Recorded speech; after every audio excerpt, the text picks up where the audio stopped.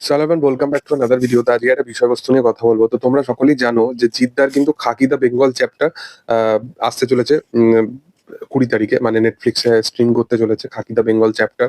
এবং একজন আহ, মানে সমসাময়িকই একটা ইন্ডাস্ট্রি, যেটা হিন্দি ইন্ডাস্ট্রির সাথেও একদম কড়া টক্কর দিয়ে চলতো, সেই ইন্ডাস্ট্রি আজকে এত পিছনে ফেলে দিয়ে বলিউড এত একটা উচ্চ পরিমাণে এগিয়ে গেছে।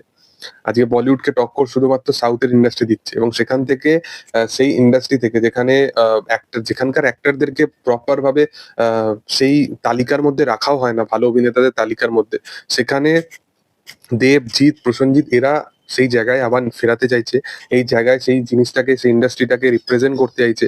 এদিকে দেব খাদানের মতো সিনেমাকে ইন্টারন্যাশনালি রিলিজ করালো, রঘু ডাকাতকে প্যান ইন্ডিয়া নিয়ে যাওয়ার প্ল্যান আছে। জিদ্দা অলরেডি 2 বছর ধরে এটাই ট্রাই করছিল, এবং তার ফাইনালি খাকি দা বেঙ্গল চ্যাপ্টার এসছে।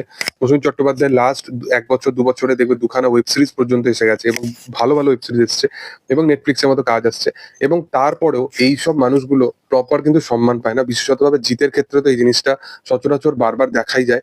জিতকে মহানায়ক পদে সম্মানও কখনো দিতে আমরা দেখিনি। এবার রিসেন্ট টাইমে ফিল্মফেয়ারের অ্যাওয়ার্ড, সেখানে নমিনি, সমস্ত কিছু মানে তোমরা পোস্ট বা সমস্ত কিছু দেখতে পাবে। সেখানে জিতের বুমেরাং বলে যে সিনেমাটা, যেটা রিলিজ হয়েছিল গত বছরে, সেই সিনেমাটা কোনো নমিনিজের তালিকার মধ্যে পর্যন্ত নেই।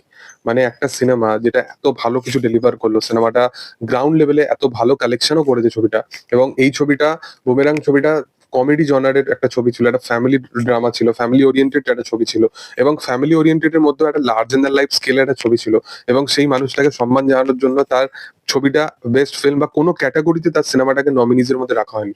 এই যে ইন্ডাস্ট্রিতে বলে না যে জিতকে নিয়ে পলিটিক্স হয়, পলিটিক্স, আমি প্রথমে ভাবতাম যে এটা বাজে কথা, বাট এটা একদমই সত্য কথা। যে যে মানুষটা নিজের কাঁধের ওপরে পুরোপুরি, যখন কমার্শিয়াল মার্কেটটাই বন্ধ হয়ে গেছিল, সে একা টান ছিল, খাকি দা বেঙ্গল চ্যাপ্টারের মতো আজকে দিনে দাঁড়িয়ে এত বড় একটা স্ট্যাবলিশ কাজ আনছে, তাকে একটা সম্মান জানানোর জন্য একটা প্রপার, মানে কোনো অ্যাওয়ার্ড শো আজ অব্দি আমি দেখিনি যেটা মানে তাকে প্রপার ভাবে সম্মান জানানো হয়েছে। সেটা কলকাতা ফিল্ম ফেস্টিভ্যাল থেকে শুরু করে ফিল্ম ফেয়ার অব্দি যে কোনো তুমি অ্যাওয়ার্ড শোতে দেখতে পাবে। এটা অন্য অ্যাক্টরদের ক্ষেত্রে তাকে তাও দেখা যায়, বাট জিতের ক্ষেত্রে এই জিনিসটা সচরাচর কিন্তু দেখা যায় না, এবং এটা যেটা হচ্ছে, এটা খুবই একটা বাজে দিক। মানে আমার মনে হয় যে এটা ঠিক নয়, এবং এটা নিয়ে অবশ্যই বারবার, এটা নিয়ে তার ফ্যান্সরা অবশ্যই স্ট্যান্ড নিয়েছে। আমার মনে হয় নিউট্রাল অডিয়েন্সেরও স্ট্যান্ড নেওয়া উচিত, কারণ এই বিষয়টা নিয়ে অবশ্যই ভাবনা চিন্তা করা উচিত। যাই হোক, সেটা তার কাছে তো কোনো ম্যাটার করে না, সে তার নিজের কাজ নিয়ে ব্যস্ত থাকে। এবং সেই মানুষটা অ্যাকচুয়ালি কেমন, সেটা তোমরা, আমি একটা পডকাস্ট এসেছে তার, যে মাসাবলে ইন্ডিয়া থেকে, সেখানে মানে একটা হিন্দি চ্যানেল, সেখানে পডকাস্ট এসছে, এবং সেটা তোমরা গিয়ে চেক আউট করতে পারো।